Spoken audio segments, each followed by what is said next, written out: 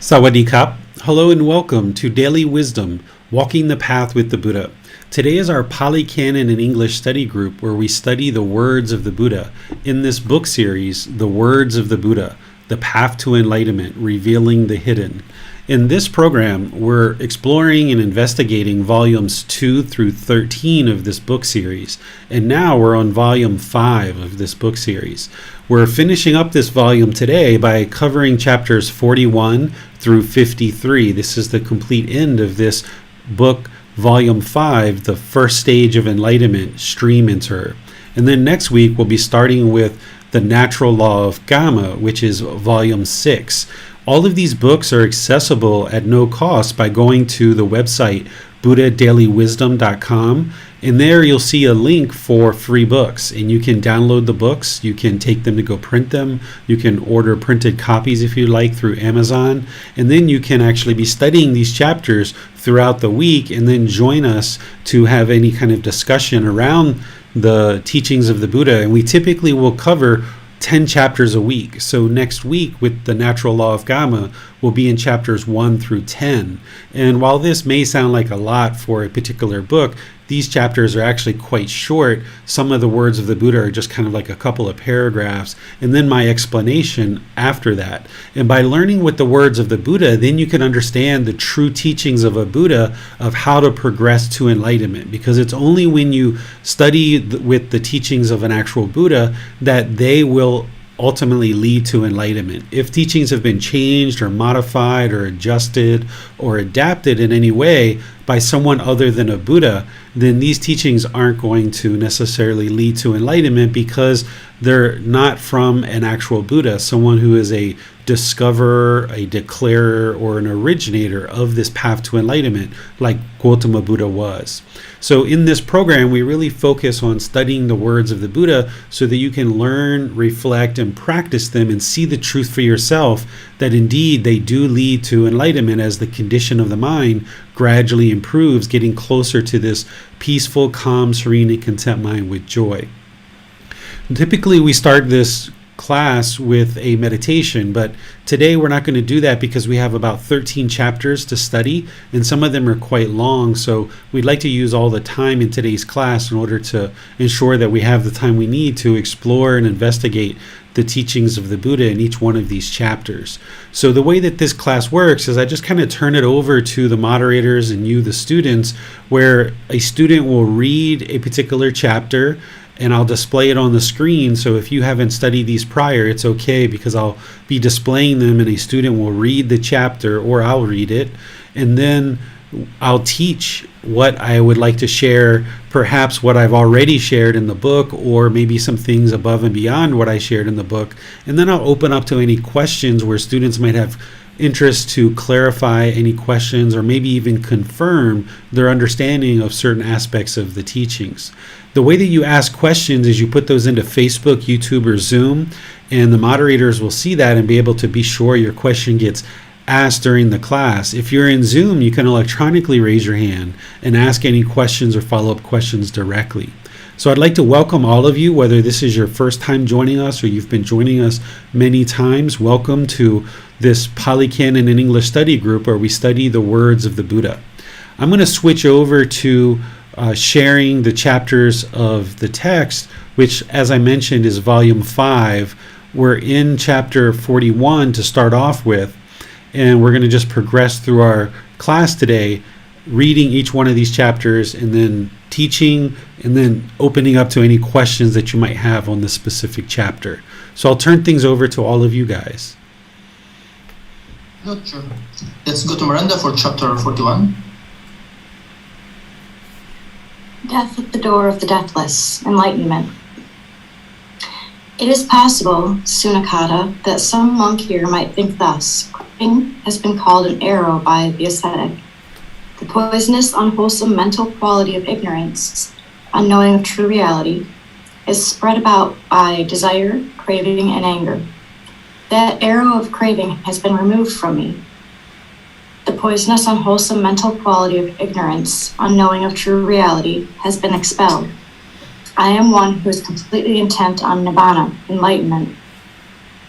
Because he falsely thinks of himself thus, He might pursue those things that are unsuitable for one completely intent on nibbana. He might pursue the sight of unsuitable forms with the eye. He might pursue unsuitable sounds with the ear, unsuitable odors with the nose, unsuitable flavors with the tongue, unsuitable physical objects with the body, or unsuitable mental objects with the mind. When he pursues the sight of unsuitable forms with the eye, he might pursue unsuitable sounds with the ear, unsuitable odors with the nose, unsuitable flavors with the tongue, unsuitable physical objects with the body, or unsuitable mental objects with the mind. Craving invades his mind. With his mind invaded by craving, he would incur death or deadly pain. Suppose, Sunakata, a man were wounded by an arrow thickly smeared with poison, and his friends and companions, his kinsmen and relatives, brought a surgeon. The surgeon would cut around the opening of the wound with a knife, and then would probe for the arrow with a probe. Then he would pull out the arrow and would expel the poisonous substance, leaving a trace of it behind. Knowing that a trace was left behind, he would say, "Good man, the arrow has been pulled out from you. The poisonous substance has been expelled with a trace left behind. But it is incapable of harming you. Eat only suitable food. Do not eat unsuitable food, or else the wound may accumulate pus and blood. From time to time, wash the wound, and from time to time, anoint its opening, so that pus and blood do not cover the opening of the wound. Do not walk around in the wind and sun, or else dust and dirt may infect the opening of the wound. Take care of your wound, good man, and see to it that the wound heals." The man would think, "The arrow has been pulled out from me. The poisonous substance has been expelled with no trace left behind, and it is incapable of harming me." He would eat unsuitable food, and the wound would accumulate pus and blood. He would not wash the wound from time to time, nor would he anoint its opening from time to time, and pus and blood would cover the opening of the wound. He would walk around in the wind and the sun, and the dust and the dirt would infect the opening of the wound. He would not take care of his wound, nor would he see to it that the wound heals. Then, both because he does what is unsuitable, and because of the foul poisonous substance had been expelled with a trace left behind, the wound would swell, and with its swelling he would incur death or deadly pain. So too, Sunakata, it is possible that some monk here might think thus: craving has been called an arrow by the ascetic. The poisonous, unwholesome mental quality of ignorance, unknowing of true reality, is spread about by desire, craving, and anger. That arrow of craving has been removed from me. The poisonous, unwholesome mental quality of ignorance, unknowing of true reality, has been expelled. I am completely intent upon nibbana. Because he falsely thinks himself thus, he might pursue those things that are unsuitable for one completely intent on nibbana, enlightenment. He might pursue the sight of unsuitable forms with the eye. He might pursue unsuitable sounds with the ear, unsuitable odors with the nose, unsuitable flavors with the tongue, unsuitable physical objects with the body, or unsuitable mental objects with the mind. When he pursues the sight of unsuitable forms with the eye, he might pursue unsuitable sounds with the ear, unsuitable odors with the nose, unsuitable flavors with the tongue, unsuitable physical objects with the body, or unsuitable mental objects with the mind. Craving invades his mind. With his mind invaded by craving, he would incur death or deadly pain. For it's death in the discipline of the noble one, Sunakata, when one abandons the training and reverts to the low life, and it is deadly pain when one carries out some defiled conduct.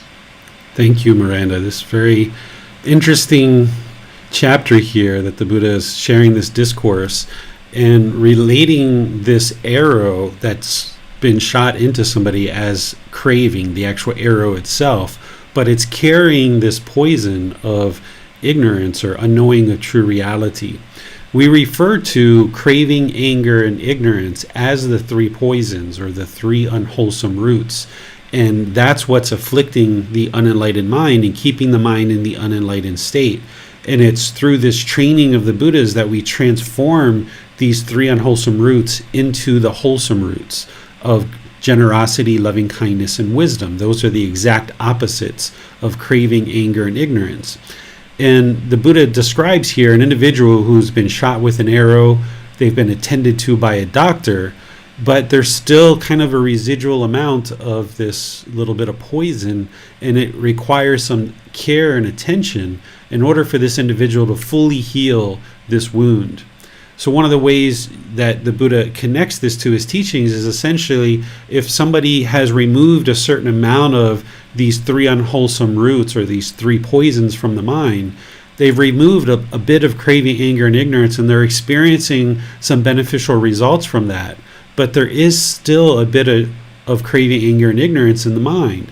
And if somebody kind of thinks that, okay, I'm healed, I'm fixed, and they don't remain attentive, they don't remain determined, dedicated, and diligent to continuing to practice the teachings, then that's a situation where someone's then going to continue to do unwholesome things because they're not attending to the mind. They're not following up the training. They kind of have become complacent to a certain degree because they feel like, okay, a large amount of this poison has been removed from the mind. I'm experiencing all this reduction of discontentedness, and let me kind of revel in that. Let me kind of find happiness in that. Let me now just kind of blow off the rest of this path, even though the person isn't all the way to enlightenment yet. So what he's encouraging here is to not treat this path to enlightenment in the same way that somebody would treat this wound, that once the doctor has done their work, that they then become complacent and don't care for the wound. Instead, as you're doing this work, even when there's just a residual amount of craving, anger, and ignorance still in the mind, remain determined, dedicated, and diligent. Don't allow complacency to come into the mind, and that's how you ultimately get to enlightenment. That's kind of the overall that the Buddha is talking about. And he goes in and talks about, someone who maybe thinks that they're already enlightened, or someone who's close to enlightenment. They might actually pursue these central desires, these unsuitable forms with the eye, or unsuitable sounds with the ear, or odors with the nose, flavors with the tongue, physical objects with the body, or unsuitable mental objects with the mind. This is part of central desire. So the Buddha is explaining here, don't allow these things to invade the mind, even when you know that you've significantly reduced a large amount of discontentedness, and you're observing remarkable improvements to the condition of the mind, having experienced the jhanas and moving into that first stage of enlightenment. Don't allow that improvement to allow the mind to become complacent. Stay dedicated, stay diligent. This is why I share with students to never convince the mind that you're actually enlightened. And we talked just recently in class when Nick was here about not even convincing yourself that you've attained the first stage of enlightenment, because it's very dangerous for the mind to convince itself that it's attained these things. Because typically what will happen is, once the mind convinces itself that it's in the jhanas or in any of these stages of enlightenment, it may or may not be in those stages. It may or may not be experiencing the jhanas or any of those first stages of enlightenment, because self-assessment is fraught with errors. The ego is typically there all the way towards the end, trying to convince you that you're more enlightened than you really are. So someone might think that they're actually enlightened, and then go around and now be influenced by what the Buddha is describing here as unsuitable forms, sounds, odors, flavors, physical objects, and mental objects. And now this person is now going back to unwholesome conduct because they thought they were enlightened, but yet they're truly not. And this is where the danger comes in, because someone can kind of slip up on their practice rather than remaining determined, dedicated, and diligent. Because once you kind of convince the mind that you've attained the jhanas or you've attained any of these stages of enlightenment, there's a tendency for arrogance or pride or measuring and comparing to come into the mind. There's a tendency for complacency to come into the mind. So a wise practitioner, in my opinion, would never convince themselves that they've attained anything at all, even when they've observed that they don't have discontentedness for a year or 2 or 3. And it can be pretty much said, okay, this person has attained enlightenment. And other people might observe that about you. But if you never convince the mind of that, and you just continue to stay dedicated, determined, and diligent, continuing to ensure that you're practicing the teachings really well, then you won't slip into any complacency or arrogance or pride. So that would be the way that I would share that the Buddha is explaining here, is to ensure that the mind's always determined, dedicated, and diligent, never slipping back in your practice. But of course, as you make your way towards enlightenment, there's going to be times where you do have missteps and you kind of fall down or you slip up and trip over your feet. And that's where you just kind of observe what went wrong. Okay, you got frustrated. Okay, you got angry. Okay, you yelled at somebody. Okay, well, let's look at that and make sure that you understand the wisdom that you need in order to improve, and then improve it and continue to walk forward. So that would be somebody who's remaining dedicated and diligent. But someone who maybe is kind of assuming that they've attained something or assuming they're enlightened, when they have those little mishaps or those little missteps, they won't be attentive to try to figure out what happened and then improve their practice. They'll just kind of, that's okay. I got a little frustrated. It's no big deal. Or, I kind of talked in an unwholesome way there, but no big deal. I'm already enlightened. Well, if someone's speaking unwholesome, they're not enlightened, right? So if somebody kind of doesn't stay attentive to their practice, these little things can kind of slip in. So you'd like to not allow that to happen and just remain diligent to your practice, much like the Buddha is describing here, that someone should remain diligent to attending to their wound, even though the doctor has already done a whole lot of work. Any questions on this chapter? Yes, teacher. What may a practitioner do when this arrogance or pride arises into the mind? Yeah, the best thing to do is observe it and then look at your improvements and how you can improve. And if you're not understanding how to do that, that's where you reach out to your teacher and seek guidance. You're going to see, as part of our chapters today, the Buddha explains that when somebody has a mishap or a misstep, or they kind of aren't practicing the teachings and they kind of slip up, he talks about he uses the word, I think, confess it to your teacher, which is essentially go to your teacher and seek guidance and let your teacher know, like, okay, I got really angry in this situation. Here's what happened, and here's what I think caused that anger. Do you have any other guidance for me, teacher? So you do the same thing with conceits or arrogance or pride, is that where you observe that arising, you cut it off and let it go, as the way that the Buddha teaches as part of the Eightfold Path. But then if you're struggling with observing how to improve it beyond that, then that's where you reach out to your teacher and you say, hey, I feel like there was some arrogance or some pride or conceit that arose here, and I would like to get your opinion on this, and what are your thoughts? And then you kind of share this with your teacher, and then you also share your thoughts as well of what you've come to understand. And then if there's anything that you're missing, your teacher can just help you with the things you're missing.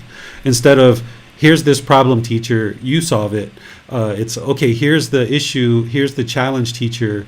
Here's what I think are the challenges that I'm facing, and here's how I think I can improve it. What else do you have to share here? So this kind of helps the teacher see what wisdom you have on board. By you sharing what your thoughts are, they can then see what wisdom you have on board, and then just fill in the gaps and fill in the holes to help you beyond where you currently are. And that's how you gain more wisdom, and that's how you improve your practice.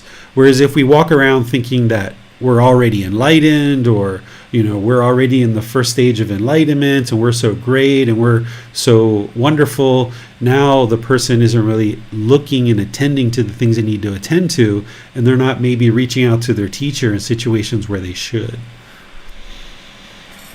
Thanks, teacher. No more questions. All right, so we'll move on to chapter 42. 10 abodes of the noble ones, the mind is liberated by wisdom. Monks, there are these 10 abodes of the noble ones, in which the noble ones reside in the past, present, or future. What 10? Here, a monk has abandoned 5 factors, possesses 6 factors, has a single guard and 4 supports, has eliminated personal beliefs, totally renounced seeking, purified his intentions, calmed bodily activity, and become well liberated in mind and well liberated by wisdom. 1. And how has a monk abandoned 5 factors?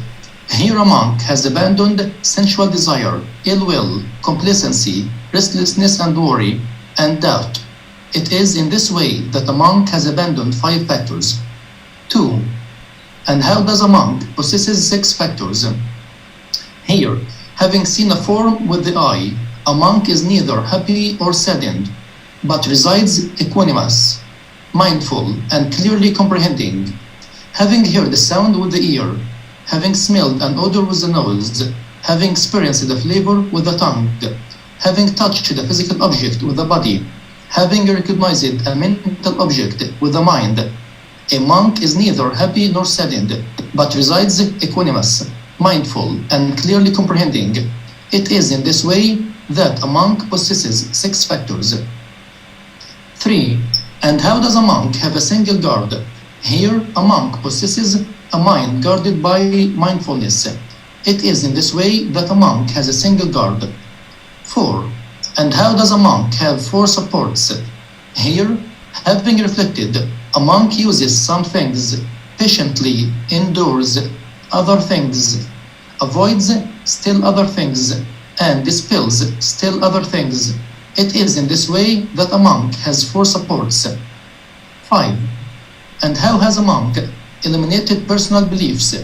Here, whatever ordinary person believes may be held by ordinary ascetics and Brahman. That is, the world is eternal, or the world is not eternal. The world is finite, or the world is infinite. The soul and the body are the same, or the soul is one thing and the body another. The Tathagata exists after death, or the Tathagata does not exist after death, or the Tathagata both exists and does not exist after death, or the Tathagata neither exists nor does not exist after death. A monk has discarded and dispelled them all, given them up, rejected them, let go of them, abandoned and relinquished them. It is in this way that a monk has eliminated personal beliefs. 6. And how has a monk totally renounced seeking? Here, a monk has abandoned the search for sensual pleasures and the search for existence, and has eliminated the search for a spiritual life. It is in this way that a monk has totally renounced seeking. 7. And how has a monk purified his intentions? Here, a monk has abandoned sensual intention, intention of ill will, and intention of harming. It is in this way that a monk has purified his intentions. 8. And how has a monk calmed bodily activity? Here, with the abandoning of pleasure and pain, and with the previous fading away of former gladness and sadness, a monk enters and resides in the 4th jhana, which is beyond pleasure and pain, and purified by equanimity and mindfulness. It is in this way that a monk has calmed bodily activity. 9. And how is a monk well-liberated mind? Here, a monk's mind is liberated from craving, anger, and ignorance, and knowing of true reality. It is in this way that a monk is well-liberated in mind. 10. And how is a monk well-liberated by wisdom? Here a monk understands, I have abandoned craving, cut it off at the root, made it like a palm stump, obliterated it so that it is no more subject to future arising. I have abandoned anger, cut it off at the root, made it like a palm stump, obliterated it so that it is no more subject to future rising. Abandoned ignorance and knowing of true reality, cut it off at the root, made it like a palm stump, obliterated it so that it is no more subject to future rising. It is in this way that a monk is well liberated by wisdom. Monks, whether noble ones in the past, resides in noble abodes, all resides in these same 10 noble abodes. Whatever noble ones in the future will reside in noble abodes. All will reside in these same 10 noble abodes.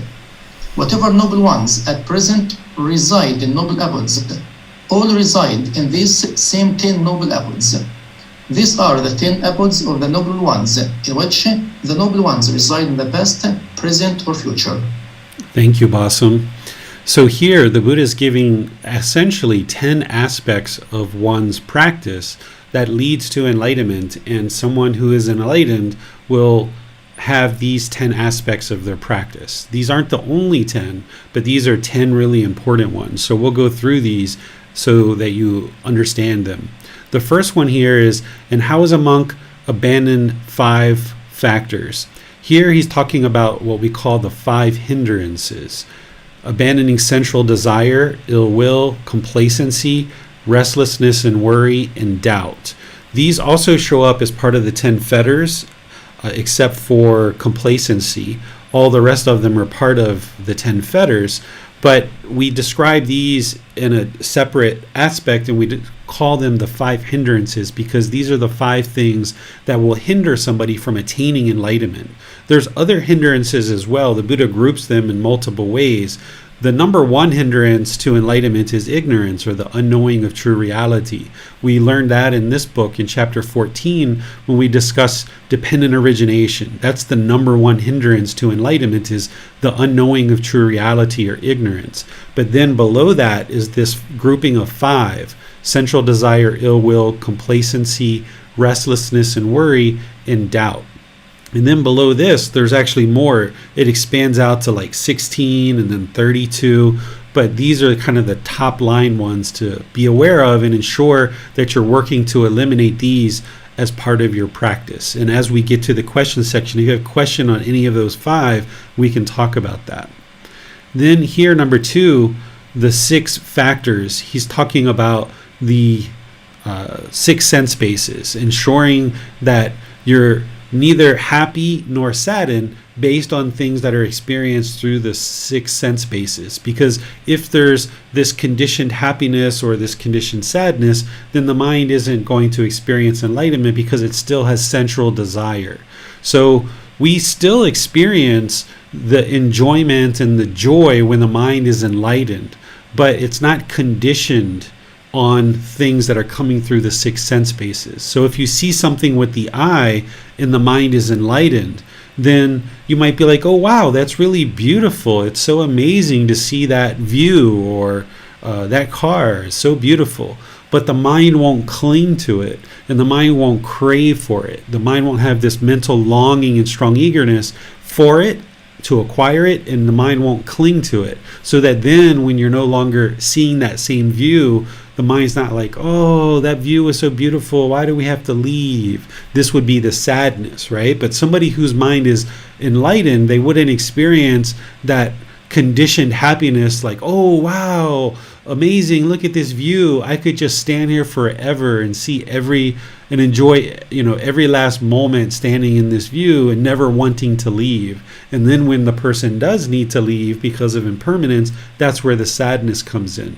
And there's these 6 sense bases of the eyes, ears, nose, the tongue, the body, and the mind, are these 6 sense bases where the mind will have this craving, desire, attachment, longing for agreeable things through these sense bases because it wants those pleasant feelings. And then when it can't get them, or those pleasant feelings are now over, then the mind moves to the painful feelings. So what the Buddha is saying here is someone whose mind is liberated has eliminated this craving and clinging through these 6 sense bases. Then number 3 is the single guard. The Buddha talks about mindfulness or awareness of mind being always useful. This is part of the Eightfold Path. It's part of the 7 factors of enlightenment. It's many parts of his teachings where he talks about mindfulness. Because what a mindfulness is it's awareness of mind. And specifically, it's those 4 foundations of mindfulness, of bodily sensations and being aware when any discontent feelings are starting to arise. You should observe the bodily sensations and be able to cut it off and let it go there. That would be ideal. But then the feelings become, then those discontentness, if it arises and it's not caught at the bodily sensations, it becomes feelings in the mind that can be cut off there. If it's not cut off there, it then affects the condition of the mind for multiple hours or days or weeks. And then if it's not cut off there, it then starts forming mental objects, which are more deeply rooted in the mind and much harder to let go of. So the guard of the mind here is mindfulness, and having these 4 foundations of mindfulness. If you've developed those in your practice, then you'll be able to see this discontentedness coming earlier and earlier in this life cycle of discontentedness as bodily sensations, feelings, condition of mind, and mental objects. And you can back this up and you can cut it off and let it go. Therefore, you're guarding the mind. Because if you can cut off any arising discontentedness at the bodily sensations and it never gets to be feelings in the mind, then it never affects the condition of the mind and never forms mental objects. You've just saved yourself a whole lot of trouble. But that needs to be developed, and once you develop and you're practicing that during all your waking hours, that you now have this single guard and you can cut off discontentedness. And eventually, after you do that enough times over a consistent period of time, discontentedness will never arise because you've eliminated the craving, desire, attachment that's causing it to arise. But you have to be diligent enough to have this mindfulness and cut it off at the bodily sensations as this discontentedness is arising, to get to the point where you've eliminated and eradicated and obliterated the discontentedness and the craving that is causing that discontentedness. Then there's these 4 supports that the Buddha talks about. That here, there's certain things that as you progress in your practice, you're going to use certain things. This is where he says you're going to use some things. But then there's certain things that you need to patiently endure. And then there's some things that you're going to completely avoid. And then there's certain things that dispels other things. So examples of this one might be where you use certain things, where let's just say you're on a boat and the engine is really loud, and initially it's like, oh, that kind of like maybe is bothering the mind. Well, now you might decide to use that loud engine on a boat to kind of train the mind to no longer crave for pleasant, agreeable things through the ears. Instead, you use that opportunity as a way to train the mind to become more peaceful in that situation. And then you might kind of patiently kind of endure that sound that's coming from the boat and kind of train the mind to just patiently endure that. And then there's certain things that you might avoid, like bars or nightlife. If you know that that's not something that you're interested in, this is something that you might just completely decide to avoid, because if you went into that environment, maybe there's a tendency for you to drink alcohol or use drugs or get in fights and arguments. So we might decide to avoid those things. And then certain things that you dispel, some other things, like certain things that you're thinking, certain things that are in the mind that are currently there, you might dispel them and kind of get rid of them. So this is all what the Buddha is saying. These are supports to your practice, to the attainment of enlightenment. And then eliminating personal beliefs. This is where a practitioner who's on this path, you may end up gradually eliminating your personal beliefs, and you would need to actually do that in order to get to enlightenment, because you shouldn't be believing anything about this path, and you shouldn't really be believing anything in life either. Instead, what a practitioner on this path gets really good at is understanding some information, reflecting on that, and then practicing in a way to be able to see the truth for yourself. Where in the past, before we were on this path, we might have just had a whole bunch of beliefs about a lot of things in the world, and the Buddha gives an example of some of those here. But then he talks about having discarded and dispelled these things, that now what you do is through the process of learning this path, you learn the Buddhist teachings, you reflect on them, and you practice to see the truth for yourself. And then these qualities that you're cultivating in your life practice related to the Buddhist teachings, you can do that with all things in your life. Whereas if somebody comes to you and tells you something about something that's gone on, if you haven't seen the evidence for yourself, you're not interested in just believing that. You listen, you ask questions, you learn, you understand, then you maybe reflect on what's been told and what's been shared with you, and then you find a way to determine the truth for yourself, so that then you're no longer experiencing these beliefs, but instead you're always operating on truth.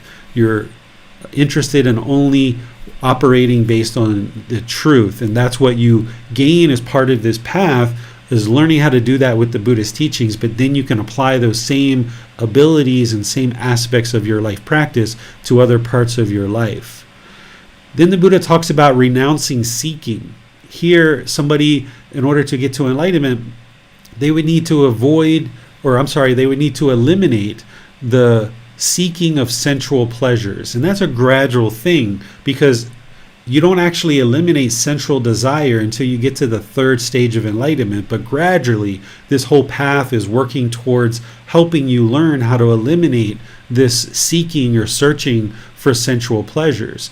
And then also searching for existence, craving to have existence in the world, or searching for this personal existence view that we talk about as the first fetter.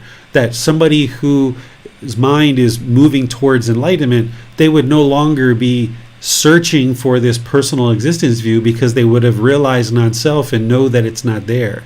They would no longer be searching and craving and holding on to existence in this world, because they know that that's a source of discontentment, and they would let that go. And then the Buddha also talks about here that someone has eliminated the search for a spiritual life. Because if you've learned these teachings to a certain degree, and you've eliminated doubt about the teachings, in the Buddhist teachings, then you would no longer be in search of a spiritual life, because you've already got one. You already know the teachings of the Buddha. You're progressing on this path. You've experienced those preliminary phases that we call the jhanas. The mind is moving into this first stage of enlightenment. You're experiencing the benefits of having built up your practice to that point, that you're no longer in search of a spiritual life, because you know without a shadow of a doubt that you're on the right path. So somebody will no longer be seeking that spiritual life, because they've already got one. Then the Buddha talks here in number 7 about right intention, which is part of the Eightfold Path. It's the second step of the Eightfold Path, and he's just essentially reiterating what's described there in the Eightfold Path, where someone has abandoned this intention for sensual desires, or the Buddha calls it in the Eightfold Path the intention of renunciation, the intention of letting go, abandoning sensual intention.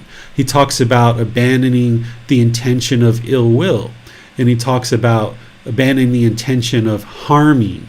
So he talks about practicing renunciation, or practicing non-ill will, which is loving kindness, and practicing harmlessness, or the intention of not causing harm. And that's part of this path. The number 8 is calming bodily activity. This is where he talks about moving into the 4th jhana. So somebody who's going to attain enlightenment, they would have already experienced the 1st, 2nd, 3rd, and 4th jhana. So here he's just explaining the 4th jhana as he explains it as part of the Eightfold Path, and what somebody will experience as part of that 4th jhana. And calming the bodily activity is like the mind is no longer overactive, so therefore the bodily activity is no longer overactive. If you've ever experienced for yourself, or you've been around others where their body is just moving really, really fast, their hand movements, their gestures, their bodily movements are very quick and very rapid, moving from one thing to the next. Someone who's moved into these jhanas and beyond, their bodily activity would be calmed, where there wouldn't be these harsh, aggressive movements in one direction or another. Everything would be kind of calmed and stilled. Number 9, the Buddha is talking about liberation of the mind from craving, anger, and ignorance, or this unknowing of true reality. If somebody gets to the point where they eliminate craving, anger, and ignorance, the mind is enlightened.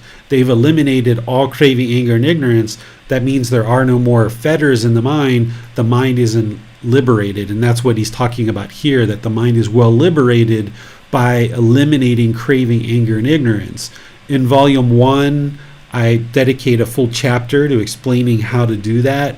And you'll see this come up at different parts of the Buddhist teachings where he's explaining to be sure that you're working to eliminate craving, anger, and ignorance, because that's how you liberate the mind from discontentedness. You get the freedom from these strong feelings by eliminating craving, anger, and ignorance.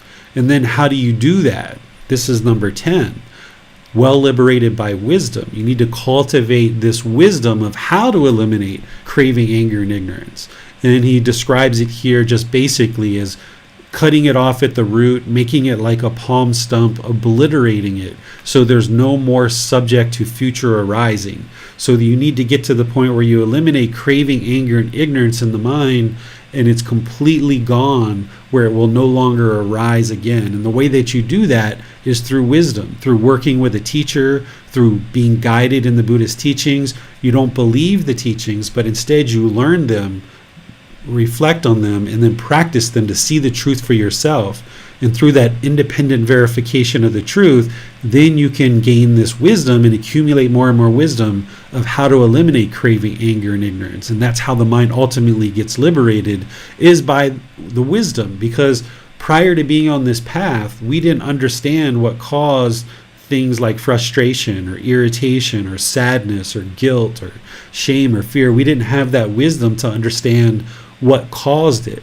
But as you learn things like the Three Universal Truths and the Four Noble Truths and the Eightfold Path and others, gradually you learn the wisdom that helps you to unravel the mind and accumulate this wisdom to directly cut off craving, anger, and ignorance through your practice of meditation, but then also all the other aspects of the Eightfold Path that we practice on a daily basis. So wherever you see these arising in the mind, you cut them off and let them go in daily life. And this is why we have breathing, mindfulness, meditation, and generosity, training the mind to let go.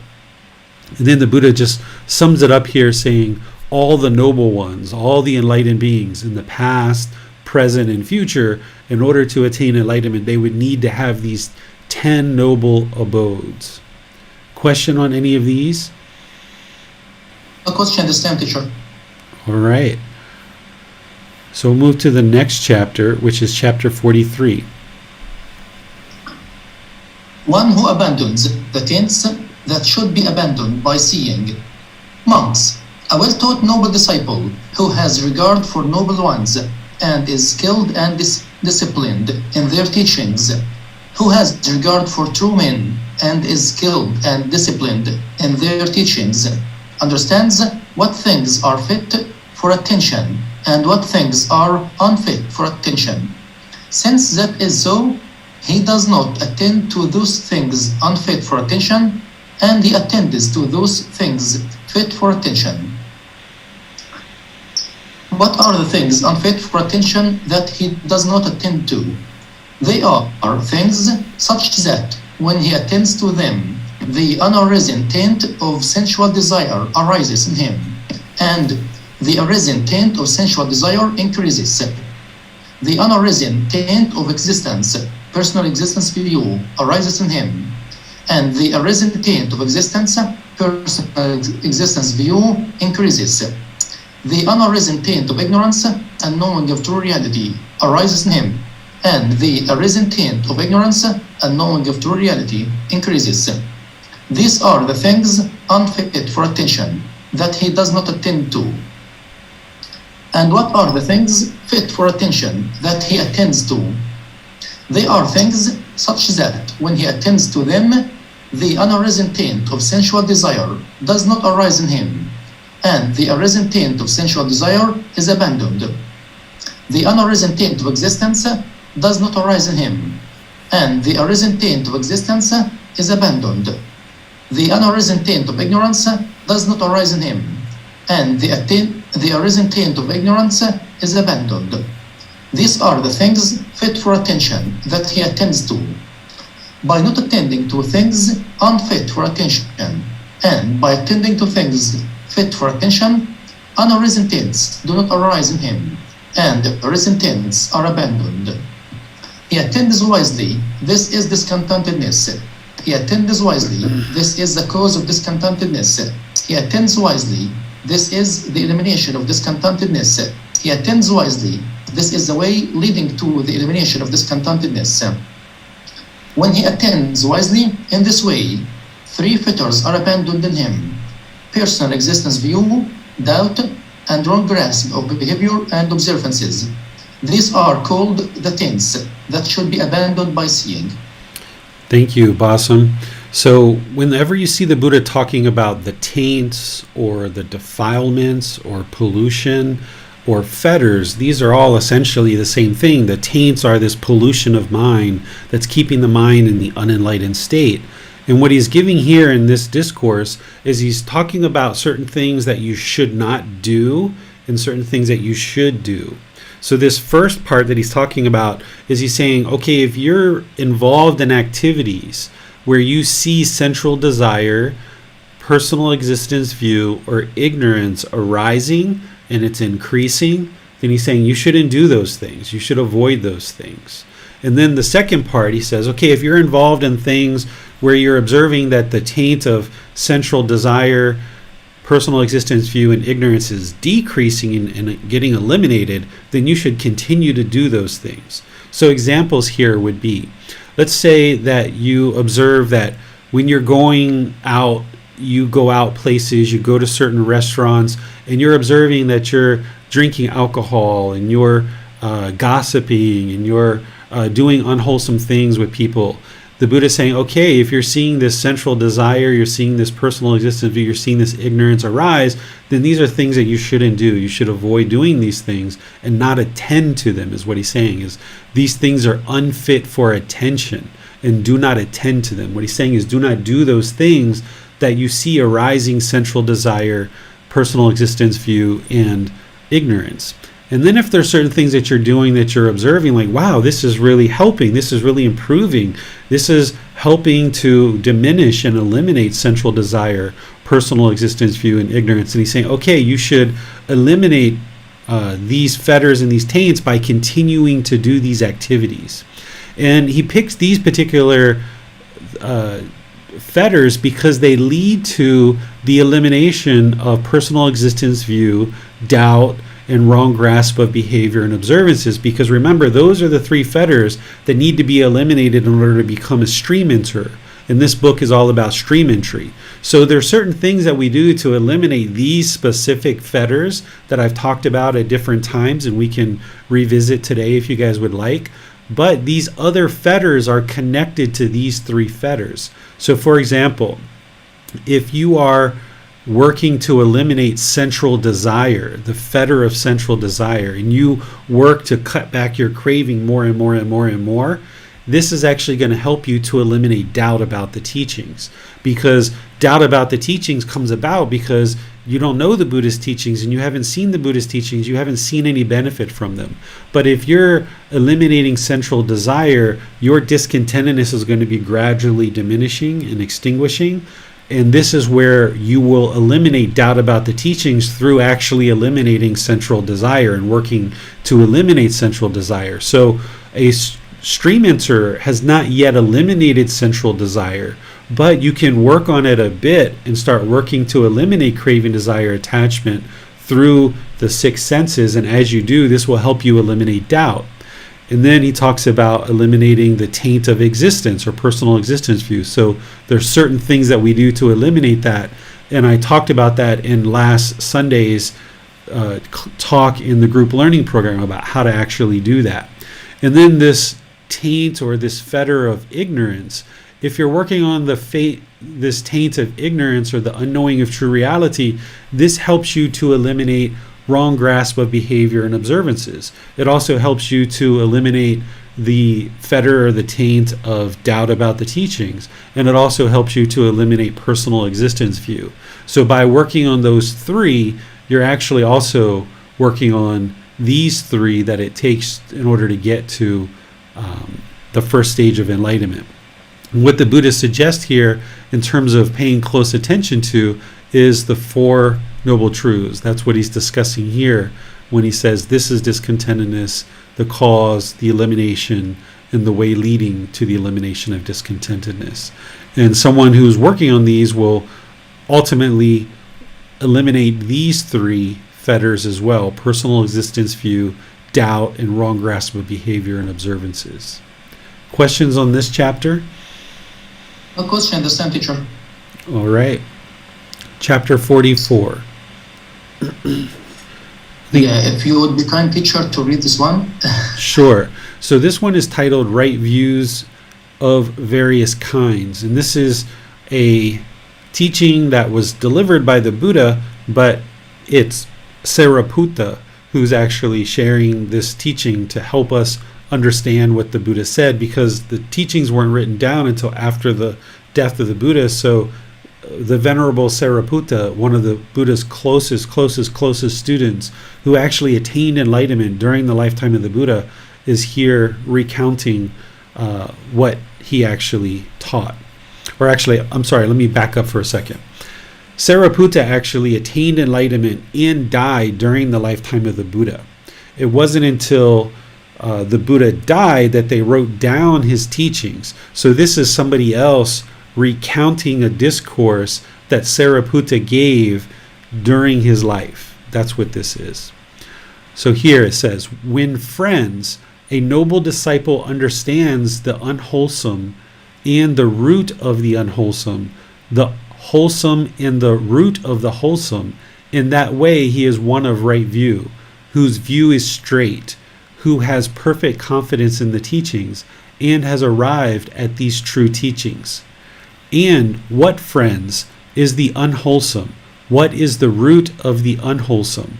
And what is the wholesome? And what is the root of the wholesome? So here Sariputta is going to give us what is this unwholesome and what is the wholesome. And here he's referring mostly to the 5 precepts. There's other things in here too. But here he says, killing living beings is unwholesome. Taking what is not given is unwholesome. Misconduct in sensual pleasures is unwholesome. False speech is unwholesome.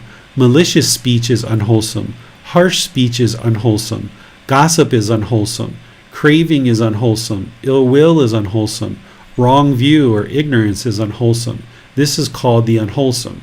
So this is essentially taken right from the Eightfold Path, because in order to get to the first stage of enlightenment, someone would be needing to practice the Eightfold Path.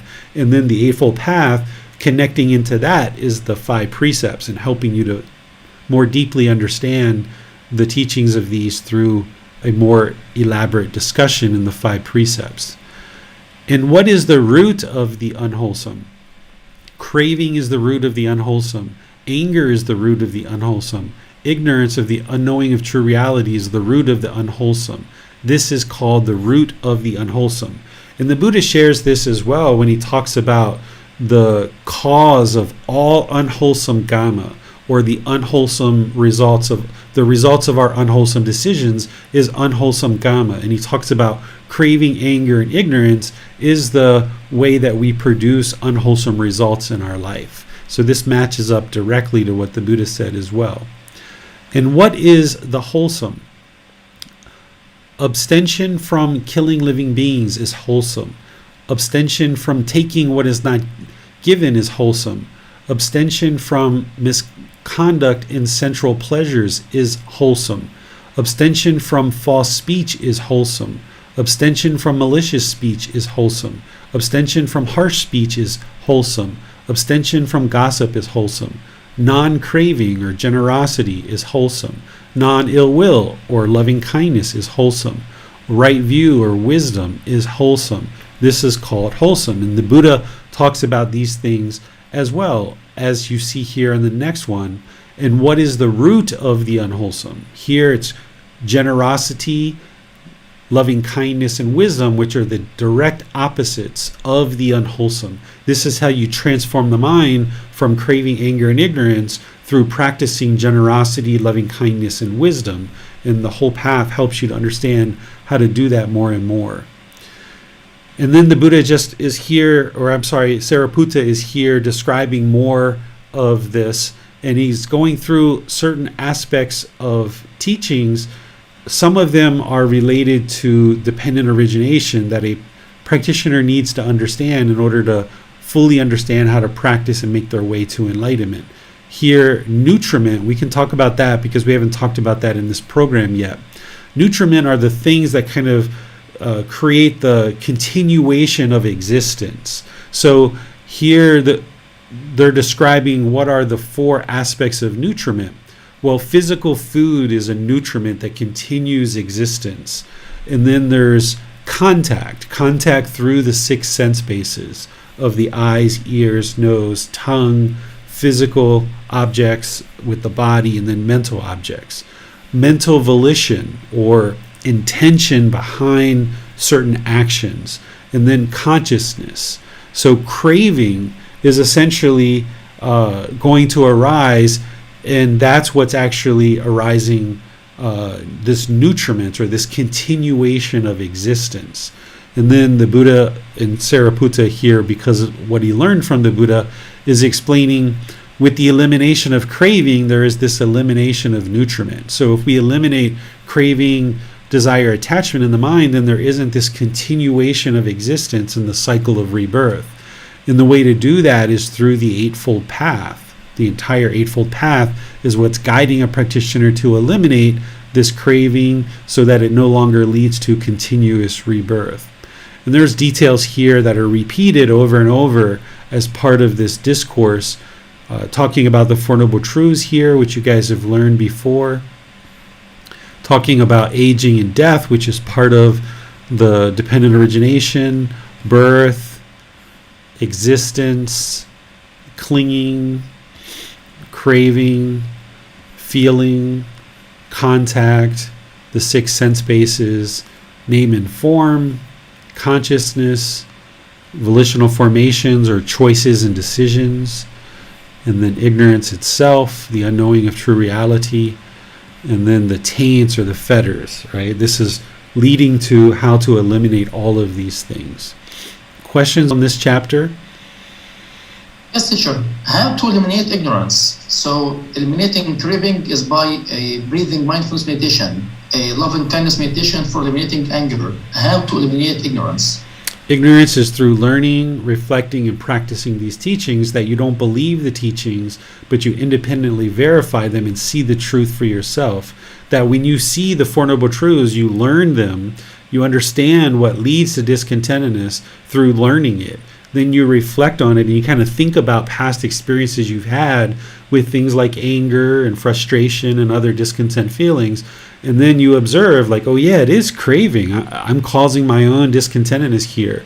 And then you learn and you observe and through your reflection that when you let go of those cravings, that the mind then became peaceful.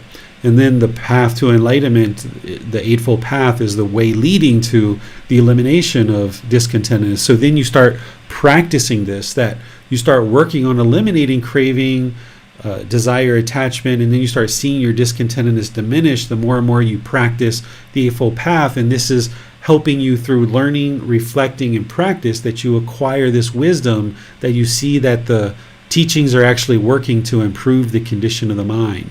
And this is where you then have more and more wisdom about these natural laws of existence, and that's what antidotes and transforms this ignorance. Thanks, teacher. No more questions. All right, so we move on to chapter 45. Here, whoever's going to read this, I would like to just preface this with, understand here when the Buddha talks about factors for stream entry. I've mentioned in the past how we should never look at the Buddhist teachings in isolation. So this isn't the Buddha saying these are the only factors for stream entry. These are some of the factors, and there's multiple factors that determine if somebody has attained the first stage of enlightenment. So it's important to never look at the Buddhist teachings in isolation, but look at the totality of them and all the different discourses that he's giving that are helping us to see how to attain this first stage of enlightenment. Well, factors for stream entry, first discourse. Then the Venerable Sariputta approached the perfectly enlightened one, paid homage, respect to him, and sat down to one side.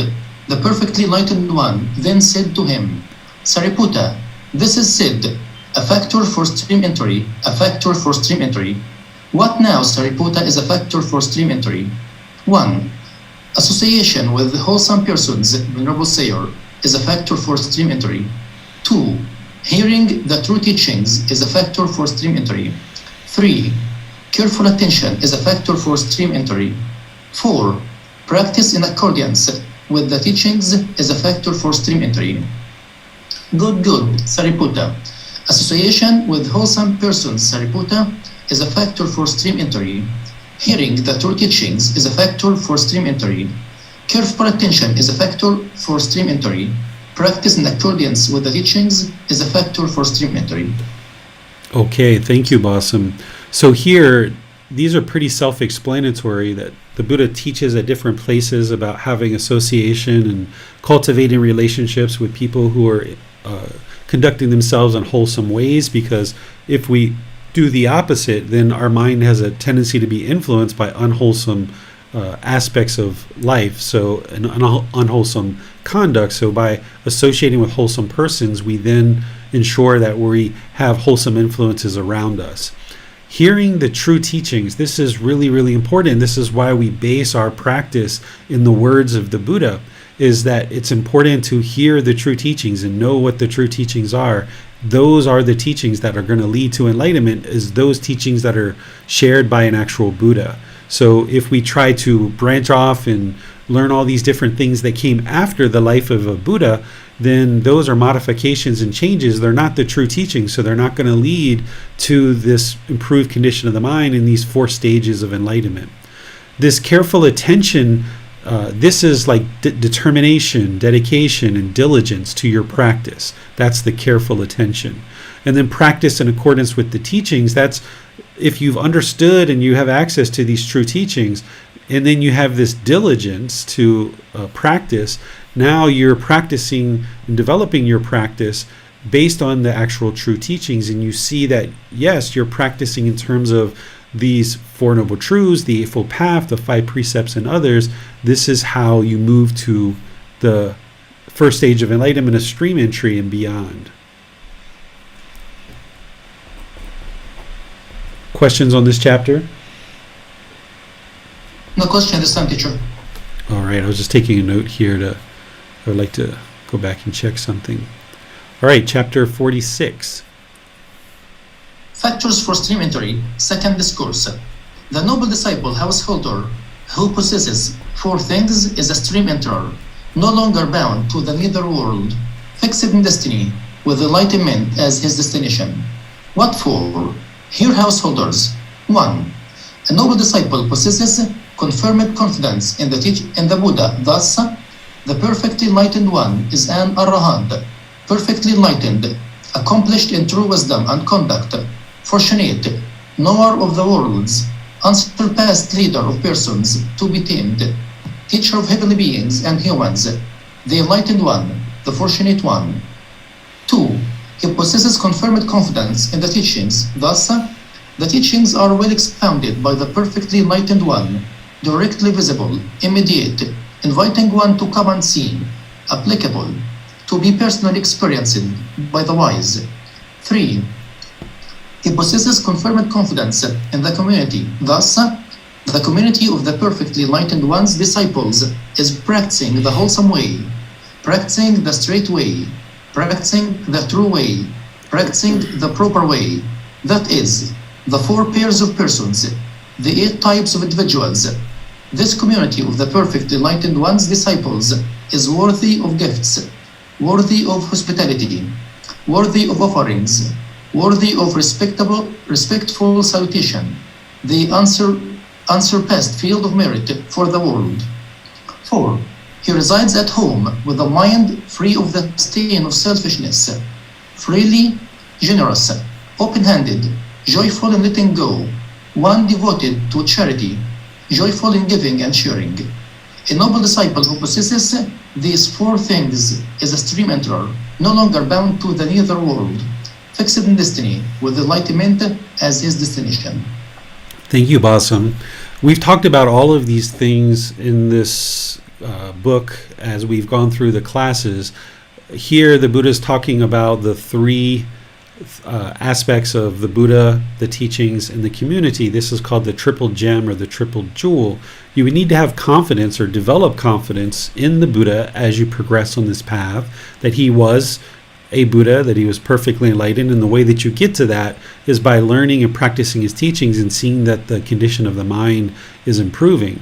You would need to have access to his teachings or confidence in these teachings that they're leading to enlightenment, and you would need to be part of a community of practitioners. This is the triple gem or the triple jewel. We've talked about these in detail at other times in this book. Here, the fourth one, sometimes he talks about virtuous behavior here, but here he's choosing to put in here about being generous and eliminating selfishness from the mind. In this book series, book 13 is completely devoted to generosity and eliminating selfishness from the mind, because this is how the mind holds on and has craving, desire, attachment, wanting things for ourselves and not being interested to share and give to others. So a person who's progressing to the first stage of enlightenment and ultimately to enlightenment in the fourth stage is going to be practicing generosity, giving and sharing their time, effort, energy, and resources with others along the way. And then, of course, he shares in this particular teaching about how the stream enterer is no longer going to be reborn into the lower realms, the netherworld of hell, the animal realm, or the realm of afflicted spirits, because they are fixed in destination. That's where he talks about that once someone attains stream entry, you're going to attain enlightenment in no more than 7 rebirths, a maximum of 7 rebirths, because enlightenment is your destination. Questions on this chapter? No question, teacher, this time. Okay, I had a feeling this one is something that we've covered fairly detailed in different times in this book. So here's a third discourse with the factors of stream entry. Yes, it would be kind of you, teacher, if you could read these next 2 chapters. Sure. So here the Buddha is saying, I will teach you, Brahmin householders, a teaching exposition applicable to oneself. Listen to that and attend closely. I will speak. In what, householders, is the teaching's exposition applicable to oneself? Here, householders, a noble disciple reflects thus: I am one who aspires to live, who does not aspire to die. I have the objective of peacefulness and am enthusiastic to discontentedness. So here's what he's saying is somebody's kind of set their objective to the attaining of enlightenment, and I'm no longer interested in discontentedness. I'm not interested. I'm enthusiastic. I kind of almost despise discontentedness of conditioned pleasant feelings, these conditioned painful feelings, and feelings that are neither painful nor pleasant. And he's saying this person who aspires to live this peaceful life, not aspiring to die, will set their objective towards peacefulness. I'm just going to kind of skip over some things here because it's a fairly long chapter. This person will abstain from the destruction of life and encourage others to do the same in certain situations and speak praise of abstinence of the destruction of life. So a person who is progressing towards peacefulness will know that killing living beings is not something that is going to bring this peacefulness, but instead by eliminating the killing of other beings, it gives other beings the freedom of fear, that they no longer need to live in fear that they're going to actually be killed, because you've chosen as an individual to no longer destroy life or kill beings. And the Buddha gives these 3 different aspects of ways that our bodily conduct is purified. Here the Buddha talks about theft and stealing or taking what is given, that a person who aspires for this first stage of enlightenment and ultimately enlightenment itself will not be stealing and taking things from people. And that's what this second one is talking about. The third one here, the Buddha is talking about sexual misconduct, which is that third precept, and also shows up on the Eightfold Path as right action, saying someone who's progressing to attain stream entry and beyond will no longer be causing harm through their sexual contact. The fourth one here is related to speech, and the Buddha talks about this as part of right speech in the Eightfold Path. No longer lying and having false speech, and this is part of the fourth precept. Is part of the 5 precepts. The fourth precept is related to not lying and having the ability to speak the truth and being not a deceiver of the world and being trustworthy and dependable. The 5th one here talks about divisive speech, where if someone is interested in dividing people and kind of saying something to one person to make them mad at somebody else and dividing people, this isn't a person who is moving towards enlightenment. This is someone who's in the darkness. This is someone who's dividing people and taking people away. The Buddha talks in other parts of his teachings that someone who's moving towards enlightenment will be interested in bringing people together and having people come together in harmony as part of community. So a person who is moving towards stream entry and towards enlightenment will have eliminated this divisive speech, being interested in dividing people. Here, the 6th one, he's talking about harsh speech, right? Someone would be interested in ensuring that they're cultivating the gentle speech. And you might not be able to do that right now, but you're working towards that. And the more that you eliminate craving, desire, attachment, you'll notice that you'll find it easier to speak gentle. As long as there's craving, anger, and ignorance there's going to be some harsh speech. But as you diminish craving, diminish anger, diminish ignorance, maybe you haven't eliminated it 100% because the mind isn't enlightened, but as you diminish those things, you should start noticing that all your relationships, you're more and more capable of speaking gently in all your relationships, no longer speaking harshly. Frivolous speech or idle chatter, this is where if somebody just, yada, yada, yada, yada, yada, just speaking unbeneficial, unpurposeful speech, and this is typically due to craving, desire, attachment. If someone has this craving to speak and they want somebody to know everything that's in their mind, or there's this arrogance or this pride, there might be this frivolous speech and this idle chatter that doesn't have any purpose or benefit to other people.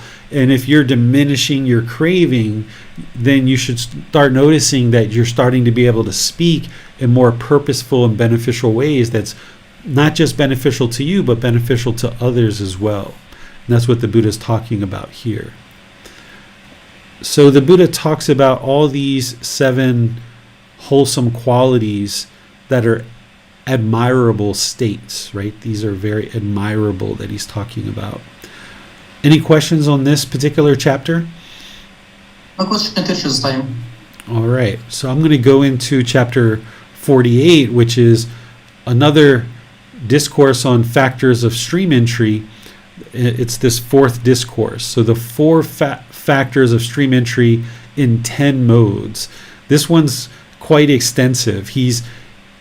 Here, this particular teaching is Sariputta, if I remember correctly, goes and visits a household practitioner who's sick and who's ill, gravely sick.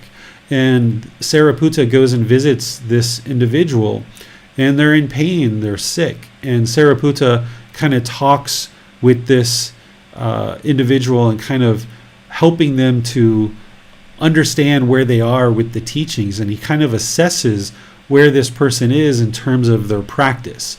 And Sariputta observes that this person does not have distrust towards the Buddha, that they have confidence, confirmed confidence in the Buddha.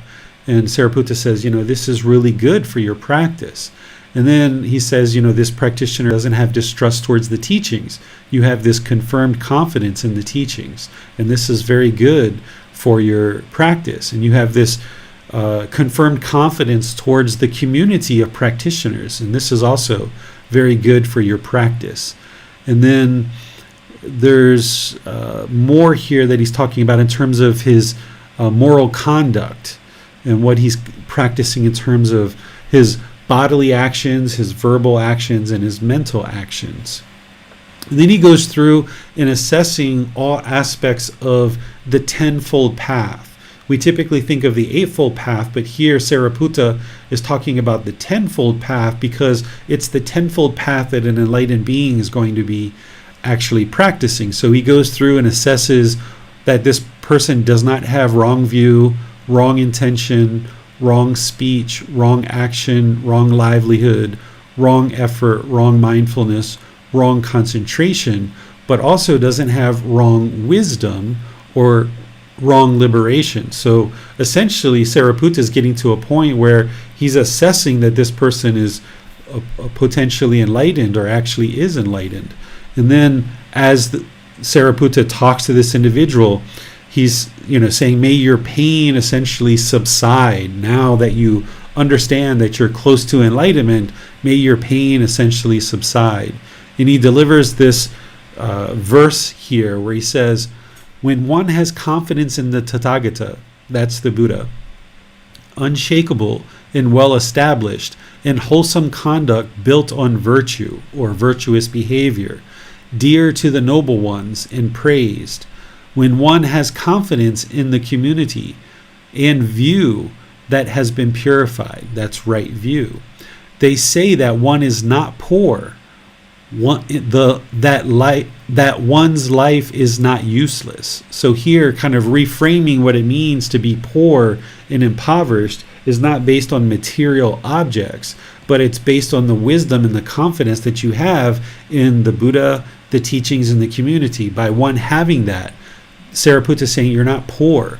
Therefore, the person of intelligence or wisdom, remembering the Buddha's teachings, should be devoted to confidence in virtue, this virtuous behavior, to confidence in vision of the teachings. And then after having visited this person, Sariputta makes his way back to the Buddha. And Ananda and the Buddha and Sariputta are there and kind of recounting what Sariputta had discussed. And the Buddha says here, Sariputta is wise, Ananda. Sariputta has great wisdom insofar as he can analyze the 4 factors of stream entry in the 10 modes. The 10 modes are the 10-fold path and the 10 aspects of the path of what would lead to enlightenment. So the Buddha's sharing here that his close student Sariputta is very wise because it takes a lot of wisdom to get to the point where you can actually assess whether somebody's actually practicing each aspect of the path to enlightenment. Questions on this particular chapter? Yes, teacher. Do you consider practicing right wisdom means necessarily practicing these teachings? What teachings? The teaching of the Buddha. Yes, if you have right wisdom, which is the 9th step of the 10-fold path, then you will have fully eradicated ignorance or the unknowing of true reality, that you will be able to deeply understand the teachings. You've already understood them. You're practicing them very closely. You can speak about them with ease with other people. If anybody should question you or ask you questions about the teachings, if you have right wisdom, you'd be able to explain them with clarity, with preciseness and conciseness to the point where you would be able to dispel all confusion about the teachings because you yourself have dispelled all confusion about the teachings. If you have right wisdom, you are no longer confused about the Buddha's teachings, and every aspect of his teachings makes perfect sense to you because you've deeply investigated them to learn, reflect, and practice, and you've improved the condition of the mind where now the mind is enlightened, no longer experiencing discontentedness, so you can explain the teachings with ease, and that's what would be considered right wisdom. Thanks, teacher. No more questions. All right. So let's go to chapter 49. The benefit of these 4 things. Monks, these 4 things, when developed and cultivated, lead to the realization of the fruit of stream entry. What for? 1. Association with wholesome persons. 2. Hearing the true teachings. 3. Careful attention. 4. Practice in accordance with the teachings. These 4 things, when developed and cultivated, lead to the realization of the fruit of stream entry. Monks, these 4 things, when developed and cultivated, lead to the realization of the fruit of one's returner, the fruit of non-returner, the fruit of arahantship.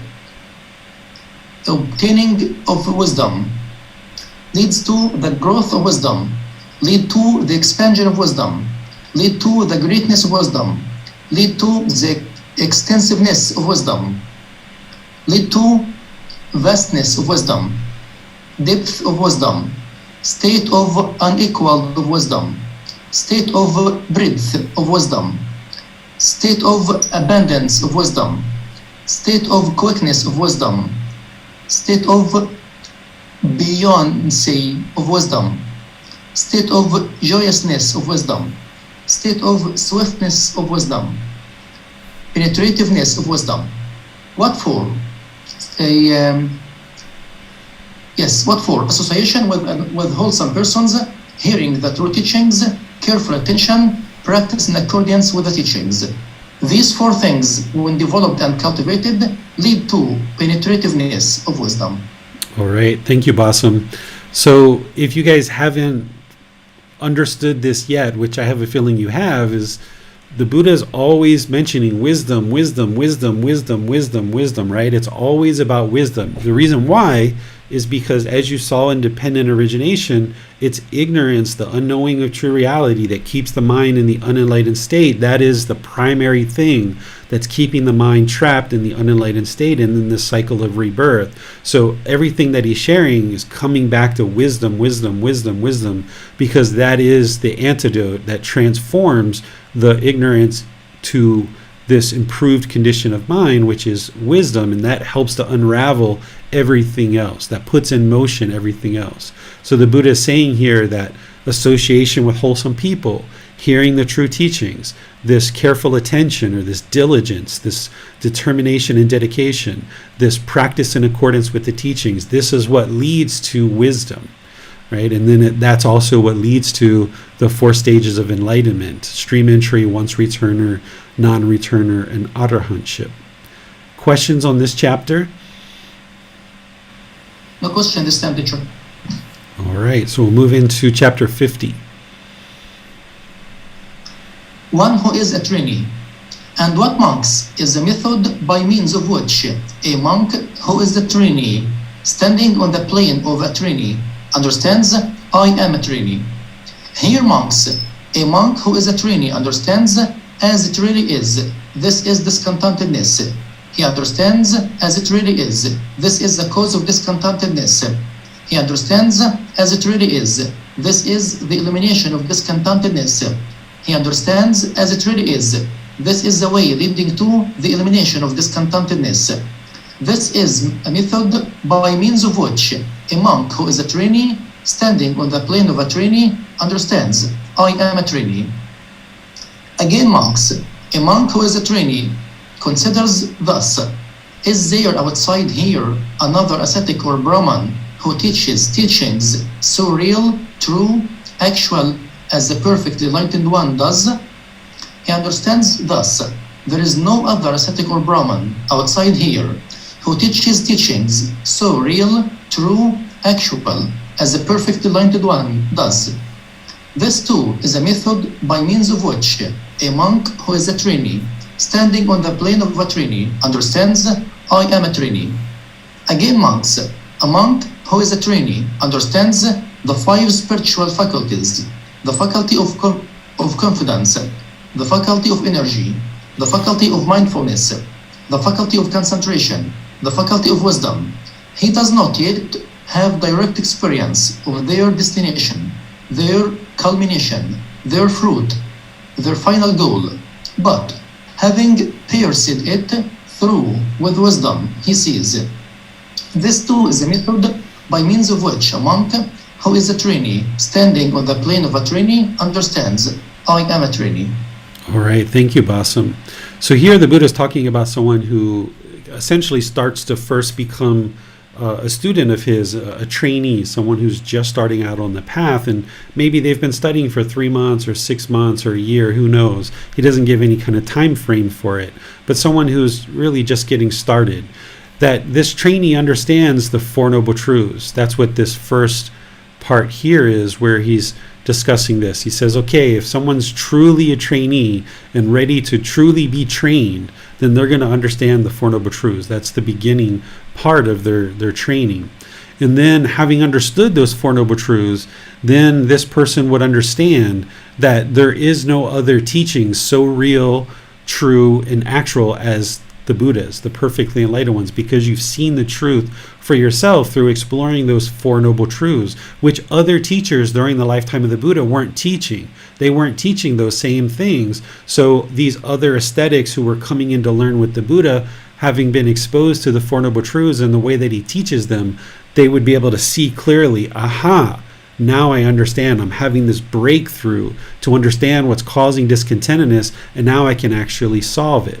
So the Buddha is saying that there's no other teachings and there's no other method of teaching that a person who's a true trainee would kind of seek out, because they would understand that it's these teachings and the Buddha himself who is leading them to enlightenment, because they see the truth through these Four Noble Truths.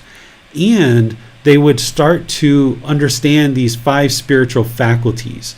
What a faculty is having the ability and interest of cultivating these things. It doesn't mean that you've actually cultivated them yet, but you actually have the ability and the interest to cultivate confidence, energy, mindfulness, concentration, and wisdom.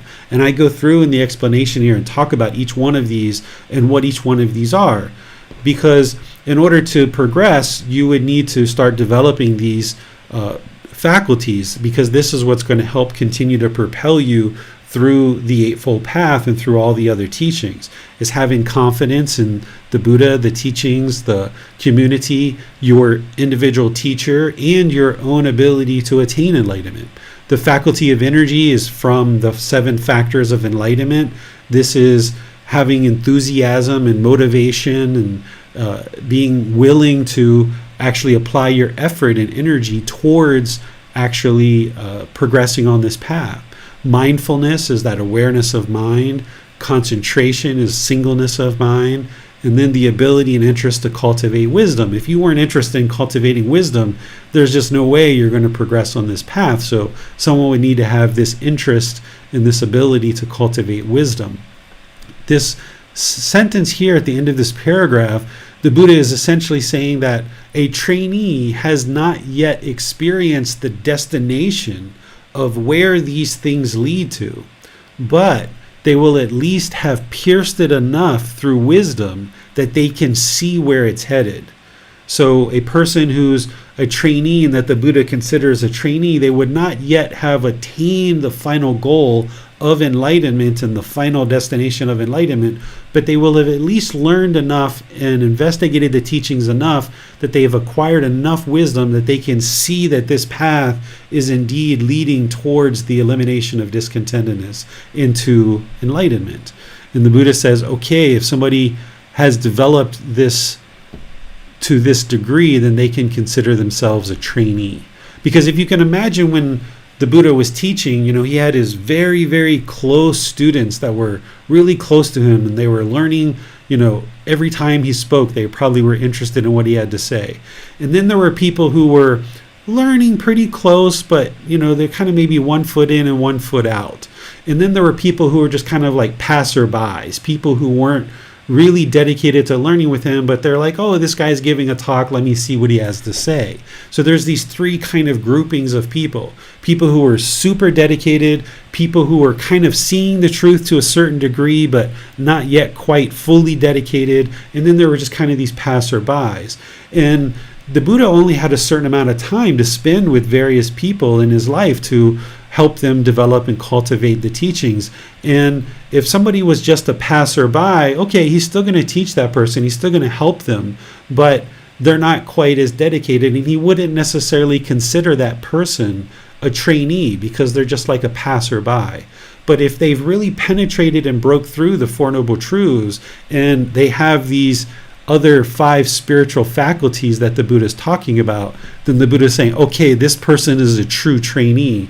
This person is really interested in attaining enlightenment because they've penetrated the Four Noble Truths and they have these 5 spiritual faculties to be able to develop confidence, energy, mindfulness, concentration, and wisdom.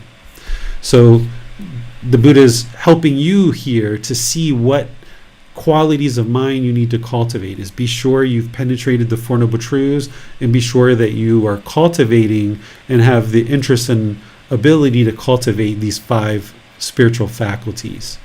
Questions on this chapter? Yes, teacher. How to arise energy in the mind when there is laziness or complacency in the mind? Yeah, so as part of the 7 factors of enlightenment, the Buddha gives the tools of when the mind is sluggish, that you practice investigation of the teachings. And then that leads to energy, and then that leads to joy.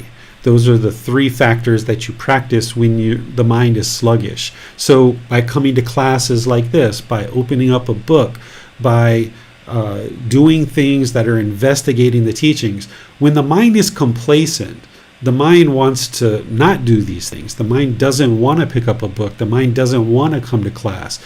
The mind is complacent and sluggish. So you've got to transform that and say, no, the mind wants to just sit here and do nothing. Let me put my effort. Even if you pick up the book for 5 minutes or 3 minutes, or you just listen to a podcast or watch a YouTube video, or you attend class or whatever it is, even if it's just for a few minutes, that's more than what you did previously. So you gradually build up this interest to investigate the teachings. That's what ultimately leads to energy, and then that leads to joy. Sometimes when having laziness or complacency in some certain situations, one feels that there is no enthusiasm to continue practicing or continue arising the energy. So do you consider feeling in one situation is the end of the journey? Say that last part again. One failed to practice energy or motivation to walk this path in certain situations. Is this the end of the journey? If somebody feels a lack of motivation, that's impermanent. They can transform that. So if you've been practicing for 6 months, you've been really dedicated to learning, and you're kind of feeling your energy dropping off, then maybe what you need to do is take a break for a week or 2 or 3, and maybe just practice what you currently have learned so far for the last 3 months or the last 6 months. But don't allow that break of learning to become 6 months of no learning, right? So you're learning on this path. It's not just always reading. It's not always listening to a podcast. It's not always listening to a YouTube video. You need to do a certain amount of coming to class and learning. But then there's also might be periods where you step away for a few weeks and practice what it is that you've learned so far. And while you're practicing those teachings, you're observing what's happening. So you're in your daily life, you're observing that, when I use the 5 factors of well-spoken speech, it's working, and I'm seeing my relationships are blossoming. Or when I'm practicing loving kindness meditation, and I've got more politeness, kindness, friendliness, and respect in the way that I interact with people, it's actually helping me to have better relationships with people. So you can arise this energy through not just looking at the resources to investigate the teachings, but also through practicing on a daily basis and seeing that as part of developing your practice. That sometimes we feel like if we don't have our nose in a book, we're not practicing. But you need to kind of go through periods where you ramp up your learning through going to classes, reading books, listening to podcasts, YouTube videos, things like this. And then you need to go through periods where you're actually taking that learning that you've done and put it into practice so that you can see the truth for yourself that it's actually working. And then circle back and now start reading some more, start listening to podcasts more, start going to classes, do that for a period of time, build up your practice. And now maybe you step away for a week or 2 or 3 or however long, and you start practicing what you've learned there. But don't allow yourself to get to the point where there's complacency that you're not circling back to continue to investigate more and learn more, because that's that one that we started off with where the mind becomes complacent, where there's still some craving, anger, and ignorance in there, where maybe you go through these periods of investigation and practice that you experience some diminishing of discontentedness, and then the mind's in a pretty peaceful state, you're just experiencing discontentedness occasionally, and maybe you don't have the motivation anymore to go back and kind of completely eliminate all craving, anger, and ignorance. You're kind of accepted that maybe once a month you're going to be discontent for 10 minutes, and you just kind of allow that to exist in the mind. What that teaching that the Buddha was talking about with the wound and attending to the wound is, be sure that you don't just accept that 10 minutes of discontentedness once a month, for example, and you're just kind of complacent with that. Ensure that you keep learning and keep practicing how to completely eliminate all discontentedness from the mind, because if you allow even a slight amount of discontentedness in the mind is not yet enlightened, and that means there's still craving, anger, and ignorance, which means there's still going to be rebirth at the end of this life. Thanks, teacher. No more questions. All right. So chapter 51. Virtue lower than the stream enterer that does not lead to bad destinations. One who does not go to bad destinations. First discourse. Here, Mahanama. Some person does not possesses confirmed confidence in the Buddha, the teachings, and the community. He is not one of joyous wisdom, nor of swift wisdom, and he has not attained liberation. However, he has these 5 things: the faculty of confidence, the faculty of energy, the faculty of mindfulness, the faculty of concentration, the faculty of wisdom. And the teachings proclaimed by the Tathagata are understood by him after being pondered to a sufficient degree with wisdom.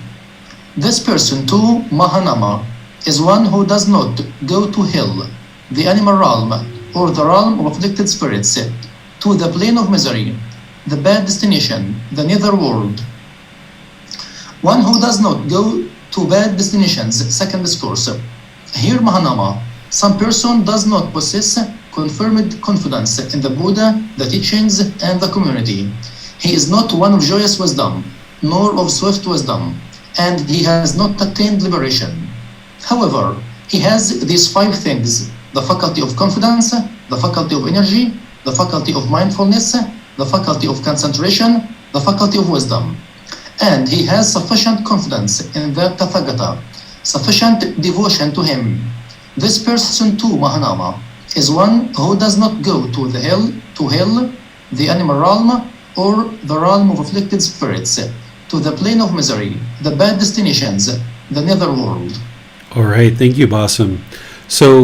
So far what we've talked about is once you get to the first stage of enlightenment, you're no longer going to be reborn in the lower realms of hell, animal, or afflicted spirits. But here the Buddha is giving you another example, 2 other examples actually, of individuals who can develop their practice to a certain extent. They're not yet a stream enterer, but yet they're no longer reborn to the lower realms of hell, animal realm, or afflicted spirits. And he gives these examples of people who don't have confidence in the Buddha, the teachings, and the community, and have not cultivated certain qualities of mind. They're not enlightened, and in this case, since they don't have confidence in the Buddha, the teachings, or the community, they're not a stream enterer either. But yet they can also get to the point where they've cultivated enough interest and ability of these other faculties that they can get to the point where they no longer are reborn in the lower realms. So that's what he's describing in both of these discourses of people other than a stream enterer who are done with the lower realms. Questions on this chapter? No question this time, teacher. All right. Chapter 52. Yes, if you don't mind, please, you can read this chapter. Sure. The 7 factors of the fruit of stream entry. Monks, there are these 6 principles of cordiality that create love and respect and conduce to cohesion, to non-dispute, to harmony, and to unity. What are the 6? Here, a monk maintains bodily actions or bodily acts of loving kindness, both in public and in private, towards his companions in the holy life. This is a principle of cordiality that creates love and respect, conduces to cohesion, to non-dispute, to harmony, and to unity. Then he says exactly the same thing for verbal actions and exactly the same thing for mental actions. The fourth one, again, a monk uses things in common with his virtuous companions in the holy life. Without making reservations, he shares with them any gain of any kind that accords with the teachings and has been obtained in a way that accords with the teachings, including even the mere contents of his bowl. This too is a principle of cordiality that creates love and respect and conduces to cohesion, to non-dispute, to harmony and unity. So here he's talking about people who are giving and sharing. So he taught this for all of his students, including the ordained practitioners, to share the things that are given to them, including what's in their bowl, meaning their food, sharing it with other people. Again, a monk resides both in public and private, possessing in common with his companions in the holy life those virtues, moral conduct, that is unbroken, untorn, unblemished, unblotched, liberating, praised by the wise, not misunderstood, and leading to concentration. This too is a principle of cordiality that creates love and respect and conduces to cohesion, to non-dispute, to harmony, and to unity. Here, this whole chapter, what the Buddha is talking about is, what leads to blossoming of your relationships. That's what I call, blossoming your personal and professional relationships. The Buddha is talking about it here in terms of creating love and respect and conduces to cohesion, non-dispute, to harmony, to unity. So here in this particular one, he's talking about virtues or moral conduct. This is the right speech, right action, and right livelihood. And one of the things that we've talked about in other classes is how having good, wholesome moral conduct actually leads to an improved condition of mind. The Buddha doesn't just have the moral conduct as part of the Eightfold Path because he's trying to coerce people into functioning in a certain way or anything like that, but instead, when you practice good, wholesome moral conduct, your mind can be at ease, no longer feeling any fear or any guilt or any shame about how you're conducting yourself in the world. And this leads to concentration. You can see that here. Sometimes people ask me, David, how do I improve my meditation and how do I improve the condition of my mind? If they talk about this, I might talk about how to improve meditation itself, but I oftentimes explain how your moral conduct in daily life leads to improved meditation. And improved meditation leads to improved moral conduct. These things feed off of each other. Here you can see the Buddha explaining the same thing as the fifth aspect of this teaching. And then here, the sixth one, he talks about right view and having right view, and that also leads to the complete destruction of discontentedness, because right view is understanding and practicing the Four Noble Truths. And by practicing in such a way that you're training your mind to accept this responsibility for your own feelings, to eliminate the craving, desire, attachment, so that you're eliminating this discontentedness that gets created in the mind, this is going to lead to this blossoming of relationships, this cohesion, this non-dispute, harmony, and unity. So the Buddha describes this as the 6 principles of cordiality, and this is what leads to blossoming in your relationships. Then the Buddha goes on and he describes more here. I don't know that we have time to go through every single aspect of this teaching, but I definitely did that in the description and explanation of the part below this. I went through each individual aspect of this discourse and explained it one by one. So if you've read this prior to class and you have any questions, let me know what questions you guys have. No question is empty, teacher. All right, so be sure you guys read this if you're interested in understanding more about this discourse that I explained it piece by piece here. And now we're in chapter 53, the last chapter of this volume of the book series. Encourage, settle, and establish in the 4 factors of stream entry monks, those for whom you have compassion and who think you should be heeded. whether friends or colleagues, relatives or kinsmen. These you should encourage, settle, and establish in the 4 factors of stream entry. What for? 1. You should encourage, settle, and establish them in confirmed confidence in the Buddha. Thus, the perfectly enlightened one is an arahant, perfectly enlightened, accomplished in true wisdom and conduct, fortunate, knower of the worlds, unsurpassed leader of persons to be tamed, teacher of heavenly beings and humans, the enlightened one, the fortunate one. 2. You should encourage, settle, and establish them in confirmed confidence in the teachings. Thus, the teachings are well expounded by the perfectly enlightened one, directly visible, immediate, inviting one to come and see, applicable, to be personally experienced by the wise. 3. You should encourage, settle, and establish them in confirmed confidence in the community. Thus, the community of the perfectly enlightened one's disciples is practicing the wholesome way, practicing the straight way, practicing the true way, practicing the proper way. That is, the 4 pairs of persons, the 8 types of individuals. This community of the perfectly enlightened one's disciples is worthy of gifts, worthy of hospitality, worthy of offerings, worthy of respectful salutation, the unsurpassed field of merit for the world. 4. You should encourage, settle, and establish them in confirmed confidence in the virtues dear to the noble ones, unbroken, untorn, unblemished, unbloodshed, liberating, praised by the wise, not misunderstood, and leading to concentration. Those for whom you have compassion and who think you should be headed, whether friends or colleagues, relatives or kinsmen, these you should encourage, settle, and establish in these 4 factors of stream entry.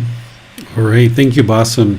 So what the Buddha is essentially talking about here is that if you have people that are close to you, that you feel that would heed your advice and listen to the things that you have to share, the Buddha is saying that you should help them and encourage them. You should settle them and establish them in these 4 aspects that are going to help improve the condition of their mind and the condition of their life. But what he's not saying here is he's not saying we should force people, we should control people, that we should put all this pressure on people to learn and practice his teachings. But instead, he's using these really kind words of encourage and settle and establish. Essentially, if you have life partners or children or friends or family, colleagues, people in your life, and someone's like really struggling with a personal problem, you might say, the Buddha has teachings that can really help you with that. You might just kind of suggest it to them. They're like, really? Like, yeah, you might be interested to explore the Buddha's teachings. And if you'd like some resources, I have some ways to share those with you if you like. And you just kind of offer them to them. And if they're like, no, that's okay, I'm fine. You're like, all right. And you just kind of, without craving, desire, attachment, you just kind of move on and you accept that. And since you know that you've offered it to them a few times or once here or there, then like, okay, this person isn't interested, and you just keep on focusing on your own practice. So ensure that if you're choosing to encourage, settle, and establish others in these teachings, that you're not doing it with craving, desire, attachment. Because if you have craving behind your encouragement, people are going to feel like you're forcing them or you're pressuring them or you're pushing them into learning the Buddha's teachings.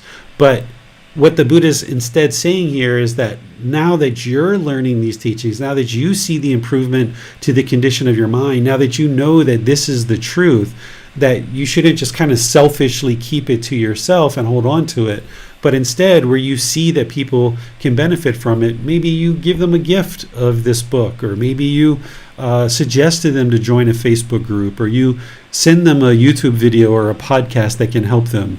And if they reject it, then you just have to be okay with that and be comfortable with that, and then just know that, okay, this person is not interested, and don't keep sharing with them 5, 10, 15, 20 times trying to push them into it. But if you share 1 or 2 things and they're not interested, then okay, you move on and you just accept that. But if they are interested and they're interested to understand more, or people start questioning you, Miranda, you seem so peaceful all the time. I've noticed this real change over the last year in the way that you conduct yourself. What is that's doing that? How did you do that? Well, rather than hold on to the teachings and hide the teachings, you instead, encourage people to learn and practice, but you do that in a humble way without any kind of craving, desire, or attachment. And that's what the Buddha is getting to here. Questions on this chapter? No more questions, teacher.